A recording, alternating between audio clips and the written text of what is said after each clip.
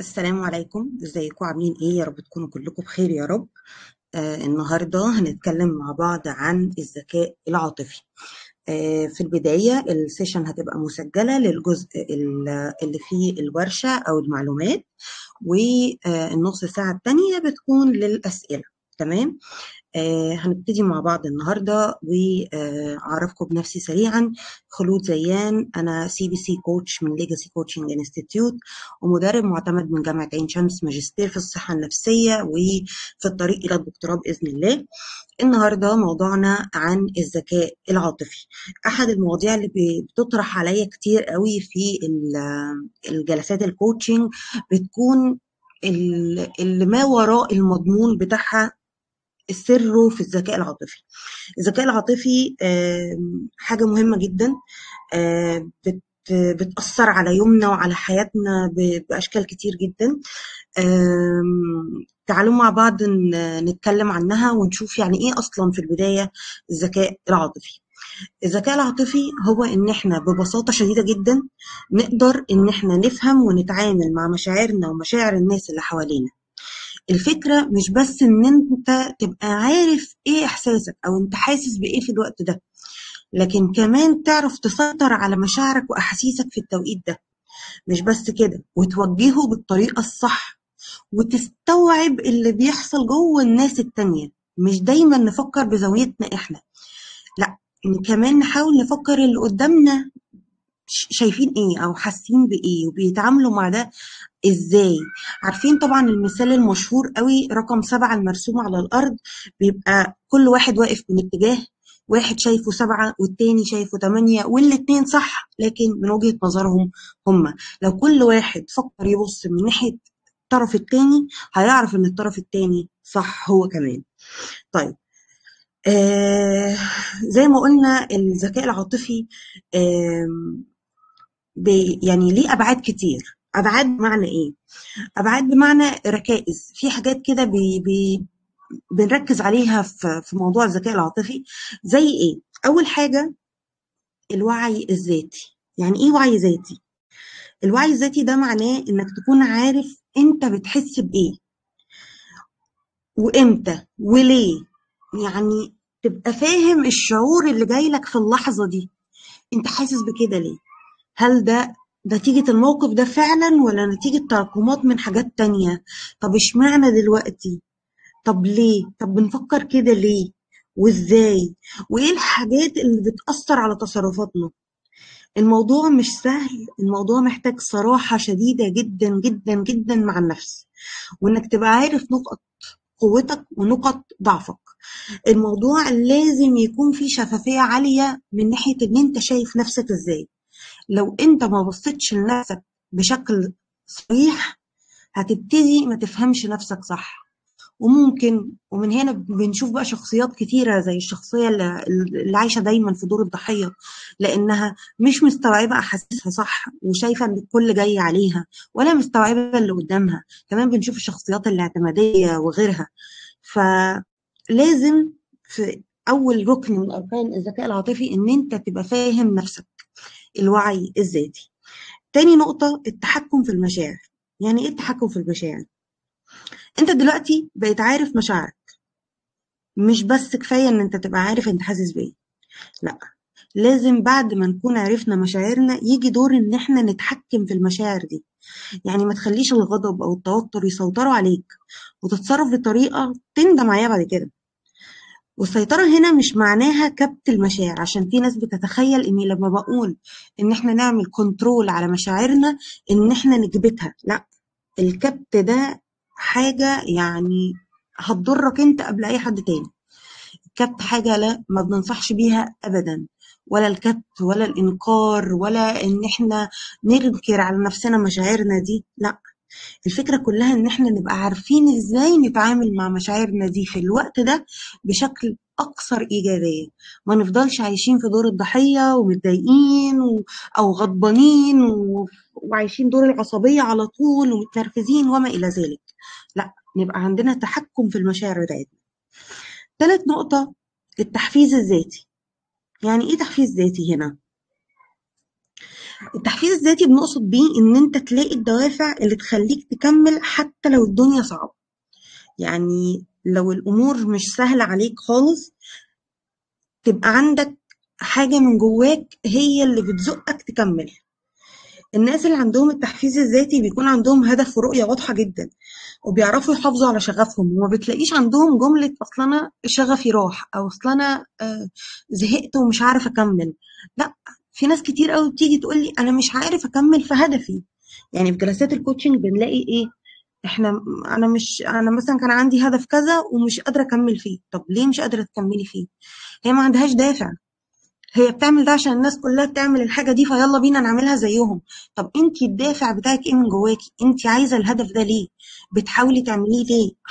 هيفرق معاكي في ايه النتيجة بتاعته؟ هتأثر عليكي ازاي؟ عشان كده دايما لما نيجي نحط الأهداف بنحطها سمارت جول. فكله مرتبط ببعضه، بس لازم نبقى فاهمين نفسنا صح. نقطة التحفيز الذاتي من الحاجات المهمة قوي، وحاولوا ما يكونش دايما التحفيز الذاتي محفزات خارجية. حاولوا دايما تزودوا محفزات داخلية، وهبقى أكلمكم في موضوع المحفزات دي في مرة تانية بإذن الله. لأن المحفزات الناس دايما بتعتبرها هدايا أو حاجات أجيبها لنفسي من بره أو كده. لا، نحاول دايما نشغل التحفيز الداخلي. النقطة اللي بعد كده في أبعاد الذكاء العاطفي هي التعاطف. التعاطف هنا أنا كده خلاص عملت وعي ذاتي، وعملت تحكم في مشاعري، وعرفت أحفز نفسي لأني عارفة دوافعي. جيت دور على إن أنا أحس بمشاعر الناس التانية، وأفهم وجهات نظرهم حتى لو هي مختلفة عني. وده وارد، ووارد جدا كمان، لأن مش طبيعي إن الناس كلها تتفق معاك على نفس وجهة النظر.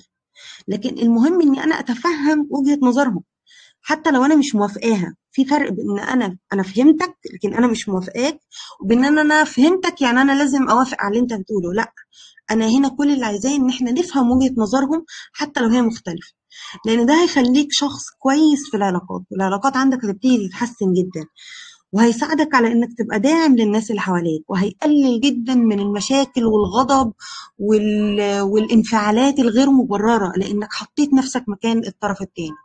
فتخيلوا معايا لو انتوا مثلا في الشغل، وبدل ما كلمة زميل أو زميلة قالتها لكم انتوا فهمتوها غلط، وابتدت مشاعر الغضب تسيطر، وابتدت مشاعر الغيرة وما إلى ذلك، وابتدينا نفقد نفسنا وما عرفناش نتحكم في مشاعرنا. لا، أنا ابتديت أفهم الشخص اللي قدامي، وابتديت أفهم هو بيتكلم بناء على إيه. حتى لو هو شخص مش كويس، يعني حتى لو هو شخص نرجسي، أو حتى لو هو شخص أناني، أيا كان أنا هبقى فاهمة إن هو أناني، فبالتالي مش هتأثر الجملة عليا، لأن أنا عارفة إن المشكلة مش فيا. فأنا فهمته، وفهمت هو كمان وجهة نظره، وممكن مع الأيام أفهم هو ليه وصل للي هو فيه ده. وبعد يعني أحيانا كتير ناس من اللي درست صحة نفسية أو علم نفس بيبتدوا يتعاطفوا مع الشخصية النرجسية من كتر ما هم فاهمين هي جاية منين. اللي هو إحنا بنحس بشوية انتوا صعبانين علينا. ليه؟ لأن أنا عارفة نرجسيتك دي سببها إيه. هي سببها ضعف، مش مصدر قوة إطلاقا. ده أنت حاطط شيلد قدام نفسك. فالتعاطف مهم. التعاطف وان احنا نحس مشاعر الناس التانية حاجة مهمة جدا هتفرق معانا. واخر حاجة ممكن نقولها في ابعاد الذكاء العاطفي النهاردة هي المهارات الاجتماعية.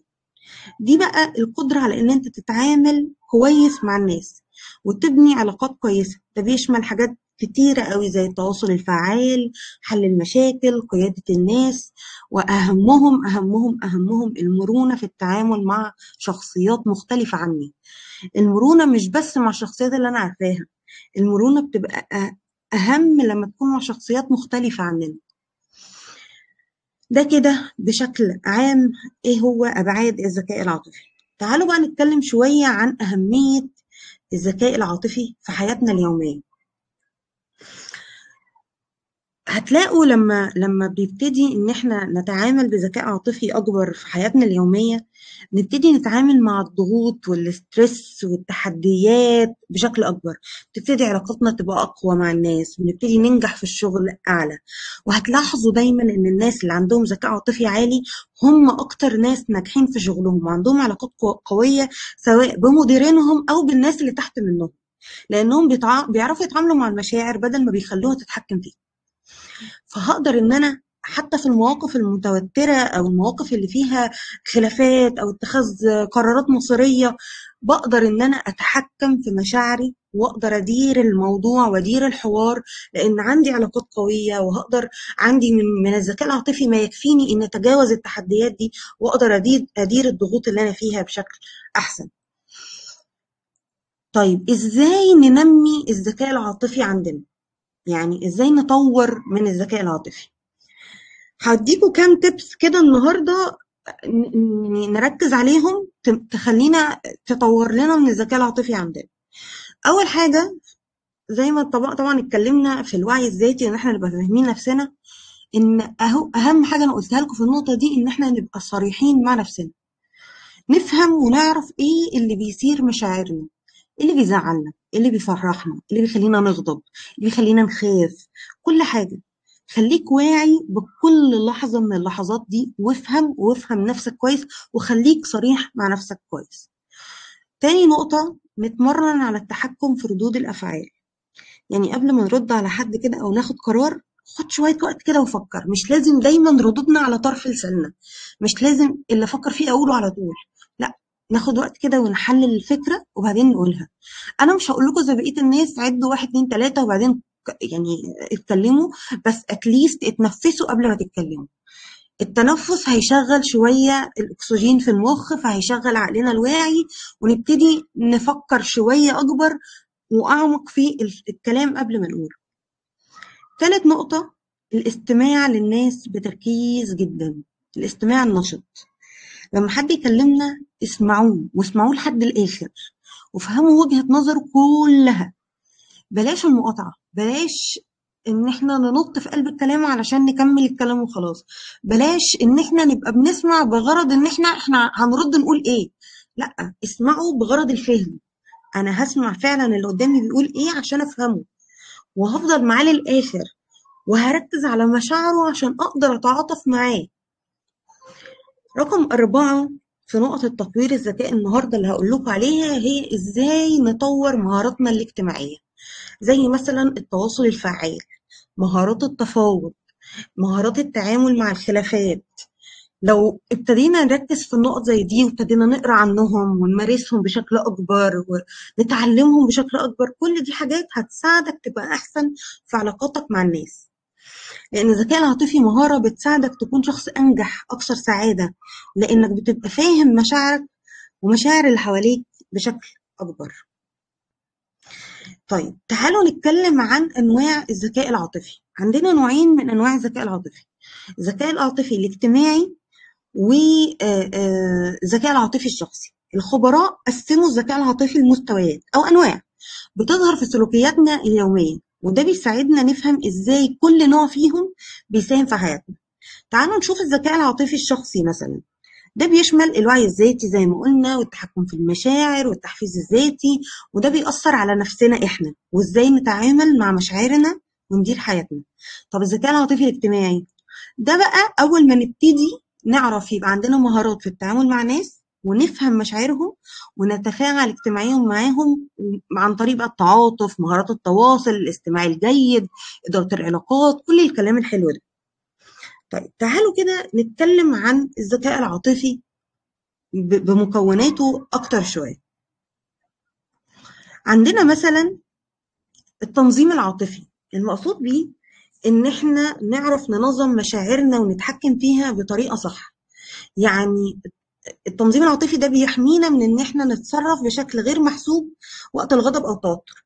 الطرق اللي ممكن تساعدنا فيه التنفس العميق، تغيير مكاننا، التفكير في الأمور من زاوية مختلفة. زي ما قلت لكم التنفس بيفرق كتير جدا، اعملوا سيرش كده على طريقة التنفس الصحيحة وابتدوا اتعلموا تتنفسوا صح، ده هيفرق معاكم. تاني نقطة، إدارة العلاقات. عندنا مثلا في بيئة العمل أو في الحياة الشخصية مهاراتنا في التعامل مع الناس مهمة قوي. الأشخاص اللي عندهم ذكاء عاطفي بيقدروا يحلوا النزاعات بهدوء، وبيعرفوا يديروا فرق العمل بفاعلية. كمان بيقدروا يبنوا علاقات قوية ويشجعوا الناس اللي حواليهم، وده بيساعد على خلق بيئة عمل إيجابية ومريحة. تالت نقطة، اتخاذ القرارات العاطفية. الذكاء العاطفي بيساعدنا على إن إحنا ناخد قرارات ذكية، لأننا بنفهم مشاعرنا ومشاعر اللي حوالينا. فده بيساعد يكون القرارات موزونة أكتر. والناس اللي عندهم ذكاء عاطفي بيعرفوا يوازنوا ما بين العواطف والعقل، فمش بيحكموا بسرعة على المواقف. طيب، هنا تعالوا نشوف مثلا تأثير الذكاء العاطفي على على جوانب حياتنا لو في العلاقات الشخصية. الذكاء العاطفي بيخلينا يعني نتعاطف مع شريك حياتنا، مع أصحابنا، مع أهالينا، ومع أولادنا كمان، وده بيساعدنا على تفادي مشاكل كبيرة قوي ونفهمهم بشكل أعمق. ويا ريت بقى لو الكلام ده مع السن المراهقة، ما أقولكوش هيفرق قد إيه. في الشغل بقى الذكاء العاطفي بيخليك قائد أفضل، زميل محبوب أكتر، لأنك بتعرف تتواصل بشكل فعال ومش بتتعامل مع ندية، بتحافظ على هدوءك وبتحل النزاعات من غير توتر. كمان بيأثر على صحتنا النفسية، بيخلينا نتحكم في مشاعرنا السلبية بدل ما تسيطر علينا، وده بيحسن صحتنا النفسية وبيقلل من مستويات القلق والتوتر. تعالوا بقى في النهاية كده أديكوا شوية تمارين عملية على الذكاء العاطفي. هقول لكم على 3 تمارين حلوين قوي وبيساعدوا في التدريب على الذكاء العاطفي. أول حاجة كتابة اليوميات العاطفية، يعني نكتب مشاعرنا يوميا ونفهم ليه حسينا بكده. ده هيساعدك تتعرف على نفسك اكتر. يعني مضمون الجورنالينج او الكتابه بتاعت التدوين اليوميه بتكون عن المشاعر بس، مش عن احداث اليوم او عن المهام او انا عملت ايه.